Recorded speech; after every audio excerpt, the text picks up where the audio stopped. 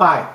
Those who know me will know very well just how much I love the Proto-Indo-Europeans, particularly their religion. So what I'm going to do today is recommend some books on those topics, on the culture and most particularly on the religion. The titles and names of the authors will be in the description, as well as some links to some useful websites.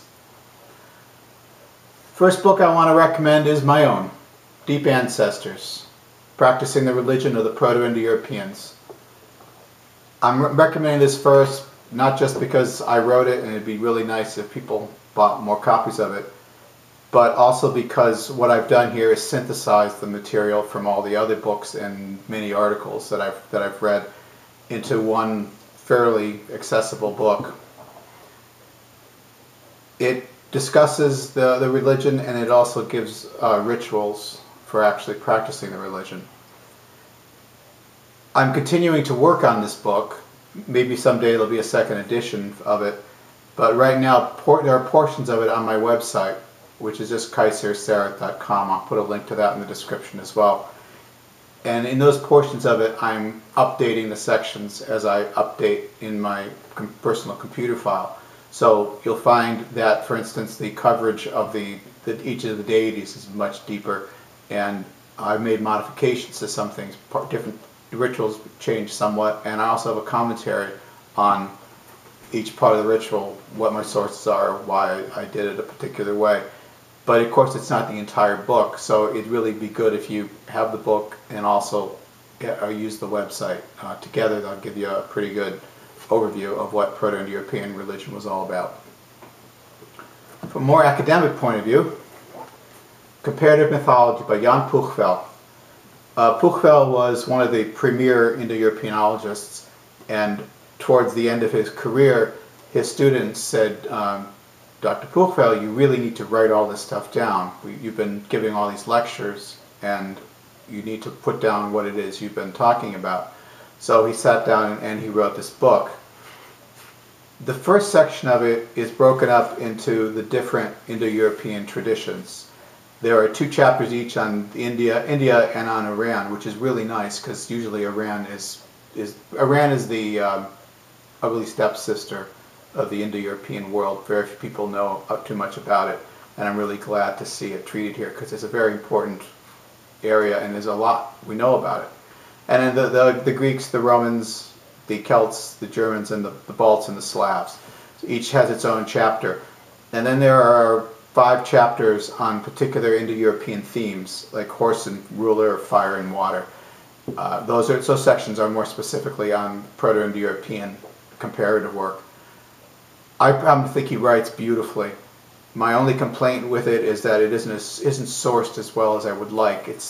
That's a result of how it was written. Like I said, he was essentially writing down off the top of his head the things he knew, and he had quite a top of the head, let me tell you. So this is what I would recommend as perhaps your second book, perhaps even your first book on the subject. It will give you a good grounding in the various Indo-European traditions, introduce you in a light way to the way academics in the field write, and also to some of the basic Proto-Indo-European themes and how the material is handled to figure out what's going on with those themes. The absolute best book, I think, on Proto-Indo-Europeans is this fairly new one. It's by West. It's called Proto-Indo-European Poetry and Myth. It might be difficult to find and it is kind of expensive, but it's well worth it. The first section of the book is on, as the title implies, on poetry. I didn't find that particularly useful because I'm not a poet, at least not in the official sense, and it was mostly about rhyme schemes, and my eyes glaze over when I read about those. If you're into that sort of a thing, you'll find that very useful. However, the majority of the book is all comparative work. There's a section on the cosmos, there's sections on various deities, ritual material. It's packed full of primary material. It doesn't just say this Proto-Indo-European is like this. It gives you all the evidence as for that. I'm particularly pleased at the amount of Baltic evidence in there. That's frequently left out as well. There are a few disadvantages to it. Some of the Baltic material he quotes from French translations. If you don't know French, like me, you'll have some problems with that, but that's a very minor point. The other problem is it's kind of expensive and it might be difficult to find. You can try various book services. If you, again on my website, I've got a suggested links page, and it includes some links for hard to find books. Also, there's always eBay. I found a lot of really good books there, and half.com, another really good source. So keep an eye out for those. You might be able to find it used for a decent price, or you might end up going to a college library, a good university library. Might very well have it. I really can't recommend it too highly, though. If you can find it and if you can afford it, you really need this book if you want to study this topic. You won't spend much time studying Proto-Indo-European religion or culture without running across Georges Dumezil's name and his theories of the three functions. Some people hate it, some people love it. It's a fairly controversial idea. Personally, I think it's a useful idea as long as you don't take it as the be-all and end-all of Indo-European thought. He developed this over his lifetime and published about it in many books and articles, many of which are unfortunately in French and often are difficult to get hold of. But C. Scott Littleton wrote this great book called The New Comparative Mythology, which is, well, the subtitle is an anthropological assessment of the theories of Georges Dumezil. And what he's done here is give you a very nice description of Georges Dumezil's theories and how they developed over the years, including sections on critics of the theory. It's somewhat old, so you're not going to be getting the most recent critics of it. Let's see, where's it from? It's from 1973. So you're not going to be getting the most recent critics of it, but for a good summary of what Georges Dumezil was about, it's hard to beat. This is another one of those difficult and perhaps hard to find books. It's Indo-European and the Indo-Europeans by Gamkalaza and Ivanov. What makes this one difficult is that the authors had a theory about how Proto-Indo-European sounds, how the sound system worked. They believed in what they called adjectives. Their theories have not been generally accepted, but it's interesting to read if that's the sort of thing you're into. The disadvantage of that is they have, throughout the book, developed their own way of representing Proto-Indo-European sounds to signify exactly how they think these sounds were pronounced, which means that in the second section of the book, they're using that system. Now, the second section of the book is all about Indo-European, Proto-Indo-European culture, and there are sections on, sections on animals, section on plants. There's a section on the religion, and it's from a linguistic point of view. They had words for this, and then analyzes a little bit as to how that kind of worked out. Good stuff on the cosmos in here. So you'll see the way they write the words, and if you want to correlate that to other books on Proto-Indo-European, you're just going to have to learn how to translate. After a while, if you have any experience reading Proto-Indo-European words at all, you'll just figure out that T with an apostrophe after that in the usual system translates into a D, for instance. It's another book that's difficult to find and a little expensive. I was very lucky to find this in a foreign language bookstore in a time when it wasn't too expensive. You want to keep an eye out for these things. By the way, this kind of book is much cheaper when it first comes out. So again, maybe you'll do better to try to find it in a library, and then you can photocopy the sections that interest you. There is a Journal of Indo-European Studies. It publishes articles on the subject twice a year. Sometimes they are linguistic articles, sometimes they are archaeological, sometimes they are cultural or religious. Let's see this one here on the etymology of Greek, Aglis and Galeglis, garlic, and Akkadian loanword in pre-Greek. You might run across articles like that, which are not particularly interesting to most of us, although they're always worth reading because you never know. They might mention some little tidbit that could come in handy. On the other hand, in this particular issue, there's an article called Ritual Details of the Irish Horse Sacrifice in Behel the Molisha Devanisha, which is about, well, ritual details of the Irish Horse Sacrifice in the life of Saint Molisha of Devonish. And I'm particularly fond of this article because I wrote it. See? So this is why I'm choosing this particular volume as my example. It's also the most recent. I'll give a link to their website in the description. It's just JIES, Journal of Indo-European Studies.org. You might want to just look through the titles of articles that have been in past issues, decide whether it's something that you're interested in. If not, again, check out local libraries, or university libraries. University of Massachusetts at Boston, for instance, has many of these issues. And you can just look through them and find articles that interest you and just photocopy the articles. The same people who put out the Journal of Indo-European Studies also put out a series of monographs. Some of them are true monographs, they're on a particular topic. Some of them are less technically monographs. This is one of those. It's the proceedings of the 10th annual UCLA Indo-European Conference. And these sorts of conferences are places where scholars in the field come and they deliver papers on subjects. Frequently, those papers are then collected and published as the proceedings. And there are a number of these collections that the Journal of Indo-European Studies puts out. If you go to the website for the Journal of Indo-European Studies, you'll find a list of what these monographs are and what their contents are. And you'll notice that if you subscribe to the journal, you actually get a discount, pretty sizable discount on the monographs. So you can actually save money by subscribing to the journal, even if you don't want to get the journal itself. So bear that in mind. This particular one has a lot of sections. This is one actually mostly on linguistic aspects. Also a section on poetry, studies, and Homeric tradition, for instance, kings communicating, royal speech, and the fourth function. And a section here on the Indo-European expansion. But other ones are more cultural and religiously oriented. So have a look at them. They're very interesting. I've got a fair number of them.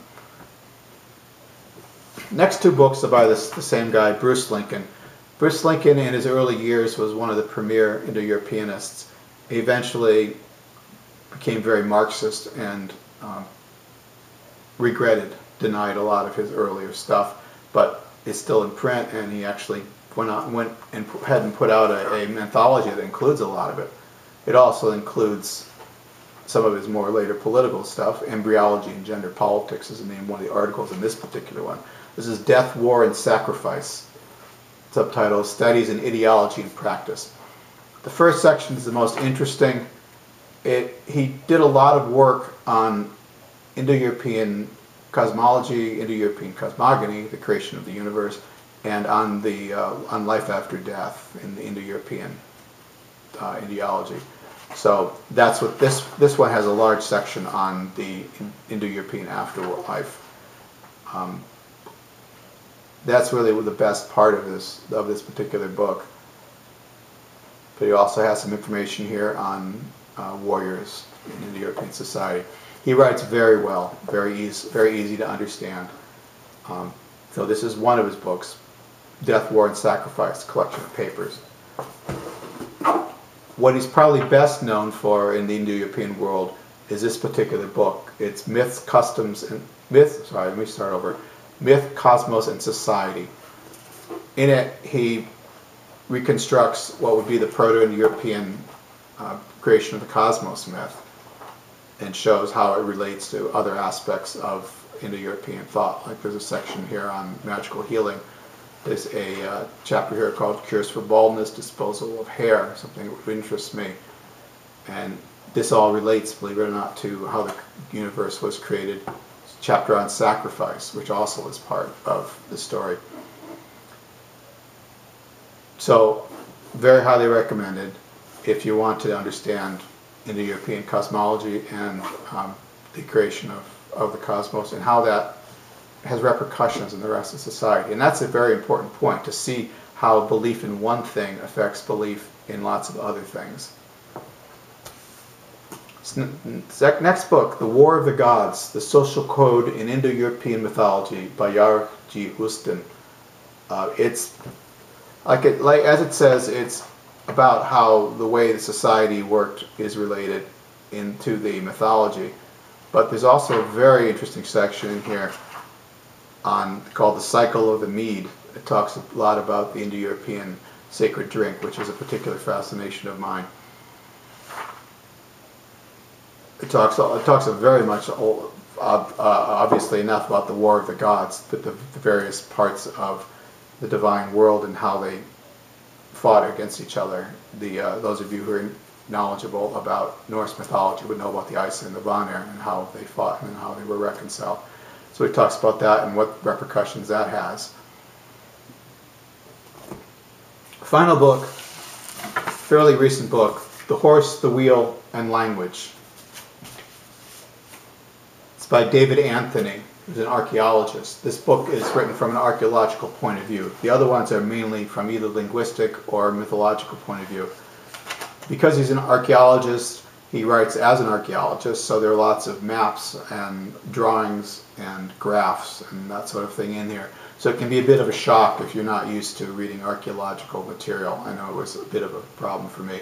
And you read lots of fun words like the Yamnaya culture and the Andronovo culture, having to keep those things straight. But it's definitely worth it. Its subtitle is How Bronze Age Riders from the Eurasian Steppes Shaped the Modern World. It deals mostly with the Indo-European expansions in the early years. Where did the Proto-Indo-Europeans come from? Where was the homeland? And how did they spread? And of course, all the archaeological evidence that tells us how we know this. There's a lot of information in here on culture, because in order to trace cultures, you have to know the culture. So there's a lot of discussion on the domestication of the horse, for instance. Fun book, difficult book, but well worth it. There are also a couple of websites that I would recommend. I'll have them in the comment section, the discussion section. The best one is called A Reader in Comparative Indo-European Linguistics by Ranko Matisovic. About 3/4 of it is texts from the various Indo-European traditions, both in the original language and in translation. So that's a really good way to get a feel for the primary material. The rest of it, however, might be more interesting to you, especially to beginners. It's just an overall view of what we know about Indo-European religion, particularly Proto-Indo-European religion, from all the kind of evidence that he then talks about. So as a summary, it's a pretty good beginning. In fact, I might even recommend that you go there first. It's right on the web. You can just go there right from watching this video. There are a few other ones. I have links to them on my website as well. So just go to the section on my suggested links and look for the Indo-European area. Well, those are the books I have today. There are a lot of books out there. Really the best thing you can do, especially after you've read a few of these, is start reading books on the individual traditions. Find out about the Celts, find out about the Romans, particularly find out about the Iranians and the Vedic peoples. I'll be doing recommendations for books on some of those cultures in the time to come. So you might want to check my channel to see if I've done it by the time you see this particular video. If you got any questions, put something in the comment section or email me, and I'll see what I can do about it. Thanks. Bye.